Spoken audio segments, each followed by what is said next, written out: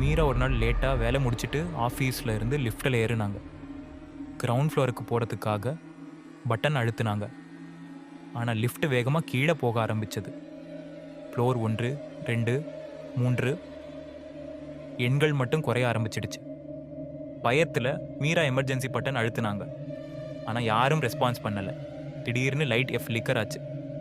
அப்போ ஒரு குரல் கேட்டுச்சு, இங்கே வரக்கூடாது. ஒரு திடீர்னு லிஃப்ட் ஸ்டாப் ஆகி ஃப்ளோர் 13 நின்றுச்சு. கதவு ஓப்பன் ஆயிடுச்சு. வெளியில் பார்த்தா ஒரு இருட்டான ஹால்வே. அந்த இடம் முழுக்க பல பேர் விசித்திரமாக இருந்தாங்க. அவங்க எல்லாரும் நேராக மீராவை பார்த்துட்டு இருந்தாங்க. அவங்கள பார்த்துட்டு பயந்துக்கிட்டே மீரா ஃபோனில் பார்த்து அதில் ஒரு நோட்டிஃபிகேஷன் வந்துச்சு. நீ வந்துட்டியா?